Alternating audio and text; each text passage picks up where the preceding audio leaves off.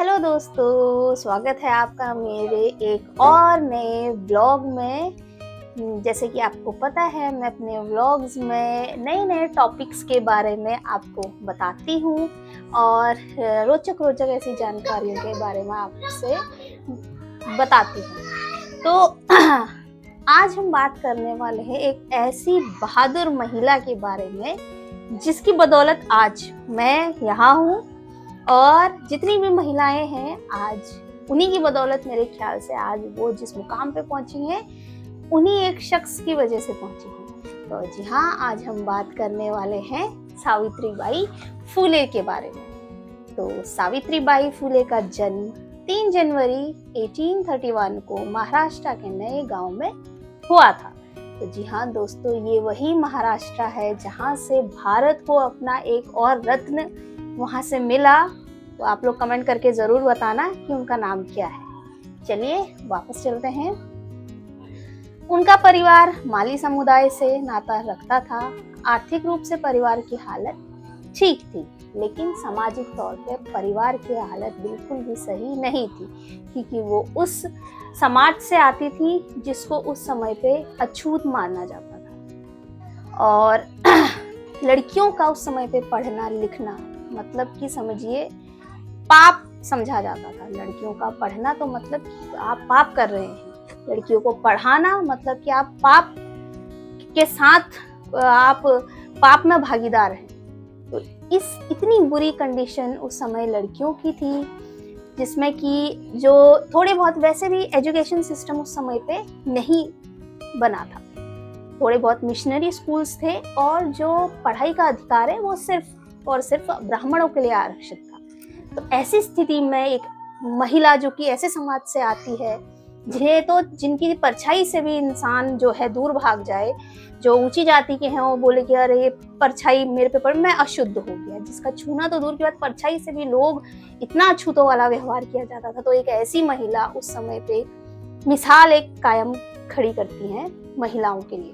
महाराष्ट्र में तो लड़कियों की शादी और भी ज्यादा जल्दी कर दी जाती। जब सावित्रीबाई 9 साल की थी तो उनकी शादी करा दी गई। उनके साथ अच्छी बात यह हुई कि जिसके साथ शादी हुई लड़का पढ़ा लिखा था। जी हाँ, उनके पति का नाम ज्योतिबाराव फुले था।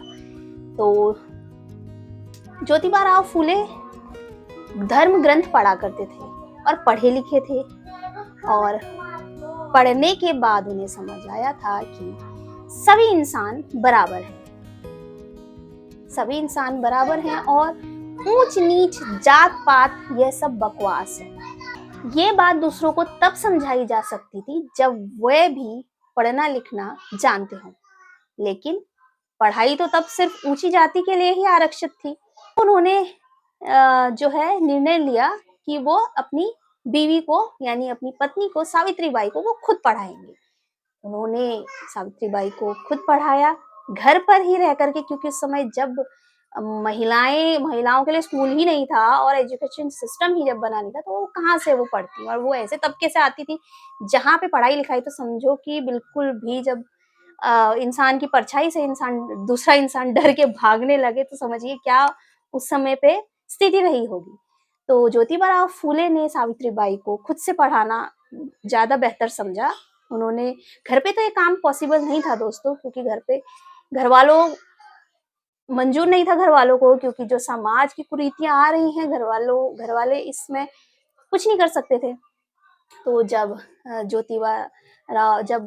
सावित्रीबाई फूले ज्योतिबाराव के लिए खेतों में जाती खाना लेने के लिए, वो वहीं उन्हें पढ़ाती।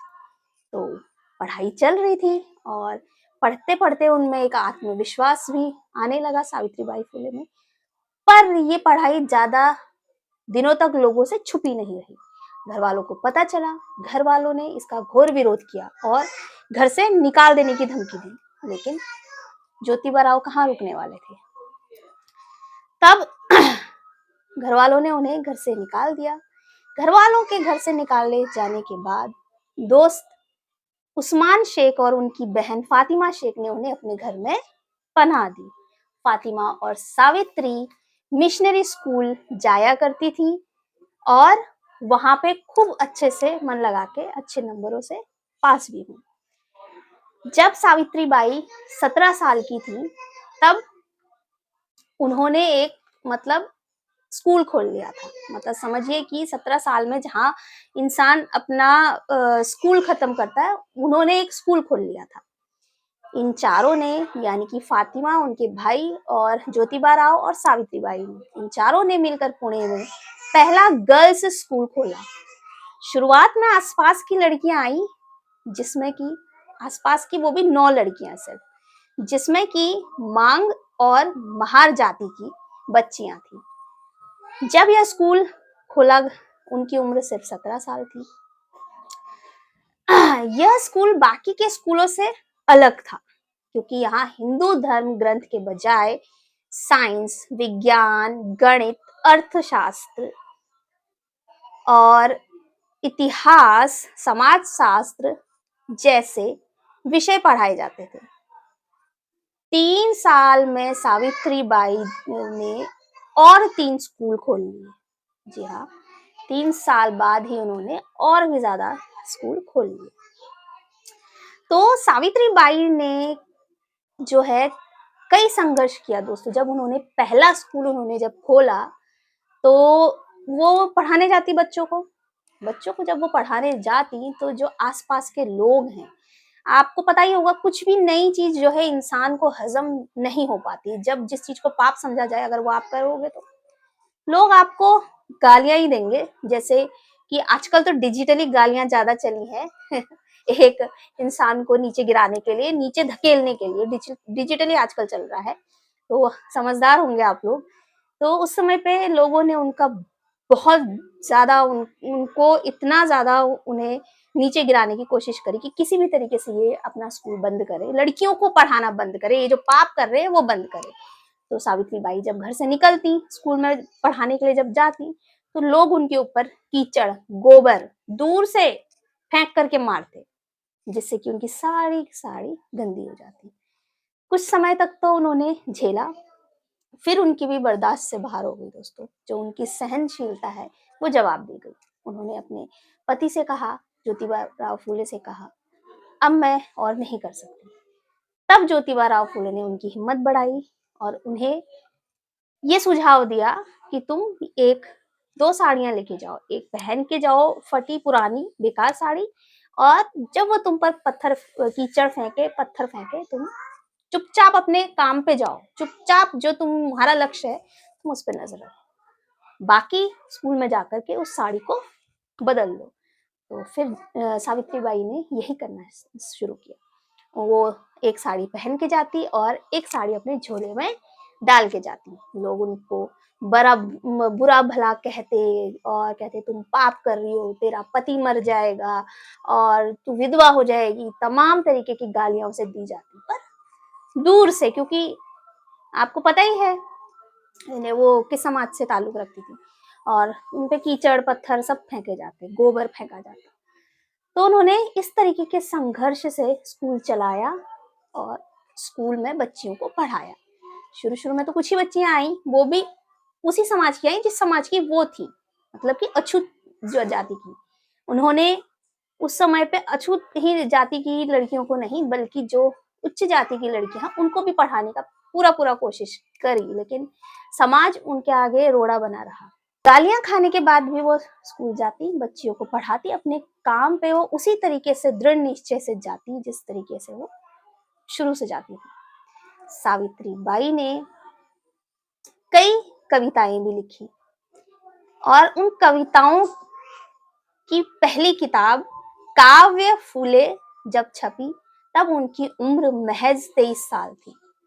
जी हाँ दोस्तों, 23 साल क्या उम्र ही क्या होती है, जिस उम्र में मेरे ख्याल से ग्रेजुएशन पूरा होता होगा बच्चों का, वो पोस्ट ग्रेजुएशन वगैरह पूरा करके नौकरियां करने, उन्होंने पहली अपनी किताब छापी। अपनी कविताओं में भी वो जो है छुआछूत, जात पात का घोर विरोध करती, और अपनी कविताओं में बाल विवाह, सती प्रथा के, विधवाओं के प्रति जो शोषण हो रहा था उस समय पे, उसके बारे में खूब चर्चा करती।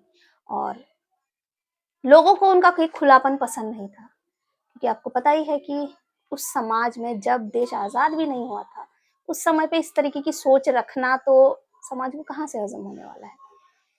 उन्होंने किसी की चिंता नहीं करी।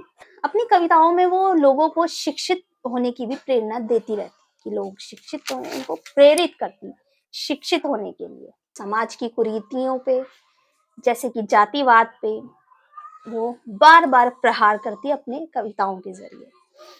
फातिमा ने उनकी कविताओं का उर्दू में अनुवाद किया। फातिमा भी पहली मुस्लिम महिला टीचर रही। अपने विचारों के लिए सावित्री को समाज में एक कलंक कहा जाने लगा, क्योंकि जो वो अपने विचार अपनी कविताओं में दर्शाती, उसके लिए उन्हें समझा जाता है कि ये समाज के लिए कलंक है। 1848 से 1852 के बीच उन्होंने कुल 18 स्कूल खोले। उन्होंने अपने घर को एक आश्रम में बदल दिया, क्योंकि उस समय पे जब लड़कियों का विवाह करा दिया जाता और वो विधवा हो जाती तो उनको जो है उनका सिर मुंडवा दिया जाता, उनको अलग थलग रहने के लिए छोड़ दिया जाता, लेकिन उनका ही शोषण किया जाता। और फिर जब ऐसे शोषण की महिलाएं जब उन पर कुछ ऐसा बीतती थी तो वो उस आश्रम में जाती थी। ऐसे अनाथ बच्चों को पनाह दी, ऐसे अनाथ बच्चों के लिए वो आश्रम खोला जिनका कोई नहीं था, मतलब कि जो ऐसी कुरीतियों से और औरतों के शोषण से जो बच्चे पैदा हुए, उन्होंने उनके लिए अपने ही घर में एक आश्रम खोला। और उन्होंने एक ब्राह्मण लड़के को भी गोद लिया, जो भी इसी शोषण की वजह से पैदा हुआ, और उन्होंने उसे गोद लिया। वह कभी मां नहीं बनी।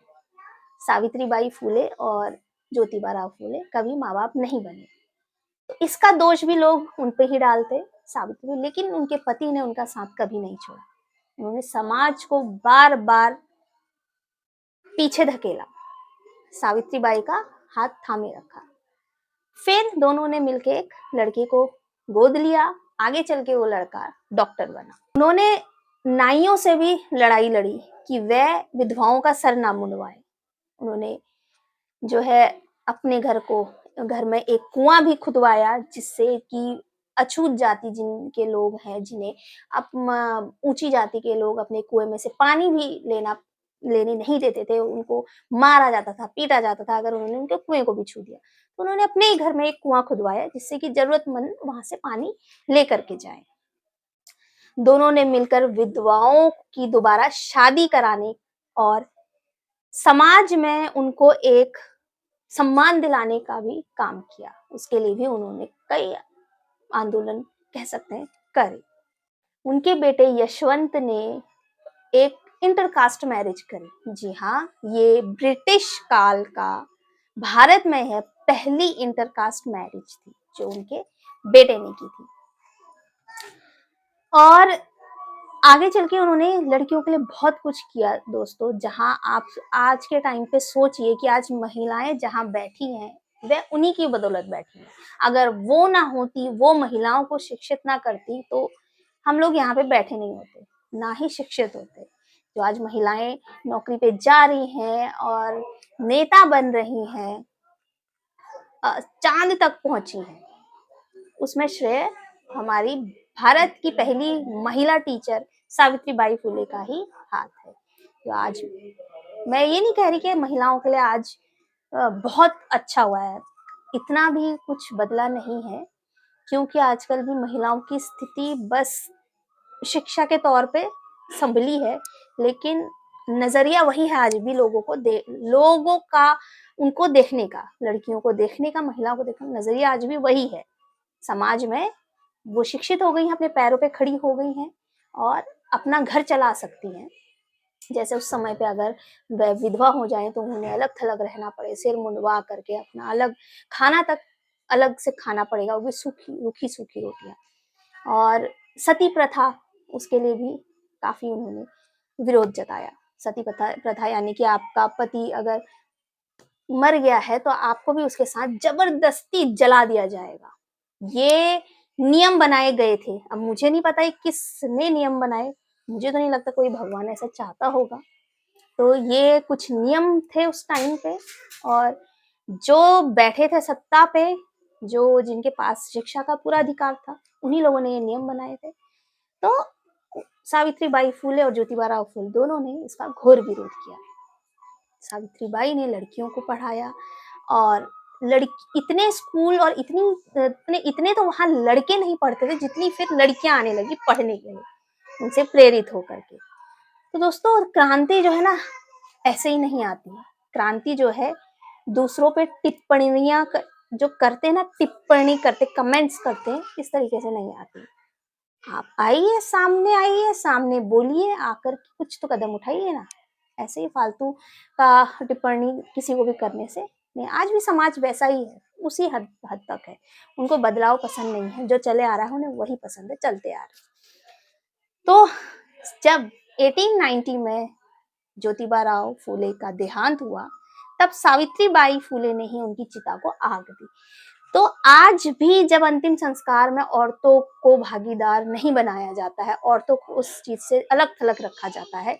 हमारे देश में इतनी कुरीतियां थी, लड़कियों के प्रति कोई सम्मानजनक बात नहीं थी, कोई सम्मान नहीं करता था। उस समय पे उन्होंने ये एक नई क्रांति और करी, अपने पति का अंतिम संस्कार किया। 1857 में जब प्लेग फैला, तो वह भी अपने बेटे के साथ उनकी देखभाल में लग गई, क्योंकि उनका बेटा डॉक्टर था। तो जब प्लेग फैला तो उन्होंने मरीजों की सेवा करी, उनका जिस तरीके से वो ठीक हो वो किया, और पुणे के पास ही एक अस्पताल भी खोला। 10 मार्च 1857 को 66 साल की उम्र में लोगों की सेवा करते करते उनका देहांत हो गया, क्योंकि वह प्लेग के मरीजों की सेवा कर रही थी, तो उन्हें भी प्लेग ने अपनी गिरफ्त में ले लिया, और 66 साल की उम्र में उनकी मृत्यु हो गई। तो दोस्तों, आज के लिए कितना नॉर्मल है ना, स्कूल जाना, जॉब करना, और आगे हायर स्टडीज के लिए जाना, आज के समय पे हमें बहुत नॉर्मल लगता है। और अपने तरीके से जीना, हम लड़कियां कहीं भी जाएं, कुछ भी करें, अपना बिजनेस भी कर सकती हैं, कुछ भी कर सकते हैं। आज के समय पे हमें बहुत ही कॉमन सी बात लगती है, बहुत ही नॉर्मल सी बात लगती है। आज के बच्चे अगर स्कूल में बैठे बच्चे ये नहीं सोचते हैं कि मेरा दोस्त किस जाति का है, और टीचर ये नहीं सोचती कि ये बच्चा किस जाति का है, वो ये नहीं सोचते हैं। तो उस समय पे क्या स्थिति थी दोस्तों महिलाओं की, और अगर वो महिला ऐसे समाज से आती हो जो कि जिसे लोगों ने, उच्च जाति के लोगों ने पिछड़ा बताया हो कि तुम पिछड़े हो, तुम अछूत हो, उस समाज से आ करके इस मुकाम पे पहुंचना अपने आप में बहुत बड़ी बात है दोस्तों। तो ऐसी शख्सियत थी जो हमारे देश में महिलाओं के लिए, तो महिलाओं को तो मुझे लगता है कि उन महिला का रोज ही शुक्रिया अदा करना चाहिए, जब वो अपने काम पे जाती हैं या पढ़ने जाती हैं। तो महिलाओं को ये पता होना चाहिए कि वो आज जिस मुकाम पे हैं वो किसकी वजह से हैं, वो क्यों हैं। अगर वो ना होती तो शायद वो आज काम पे नहीं जा रही होती, घर पे बैठ के एक कोने पे वही उनका संसार होता। पूरी दुनिया वो नहीं देख पाती, पूरी दुनिया कैसी है वो नहीं पता कर पाती, चांद तक नहीं पहुंच पाती। तो ऐसी शख्सियत थी सावित्रीबाई फुले। और अगर उनके पति का भी उसमें बहुत बड़ा योगदान था। अगर पति उनको अच्छा नहीं मिला होता तो वो कभी भी इतनी आगे नहीं पहुंच पाती। तो दोस्तों, आपको आज की मेरी ये जानकारी कैसी लगी मुझे कमेंट बॉक्स में ज़रूर बताना। आपके कमेंट्स का मुझे बहुत बेसब्री से इंतज़ार रहता है। तो चलिए, आज के इस टॉपिक को, आज के इस ब्लॉग को यहीं पे एंड करते हुए मिलते हैं आपसे एक नए टॉपिक और नए व्लॉग के साथ। तब तक के लिए बाय बाय।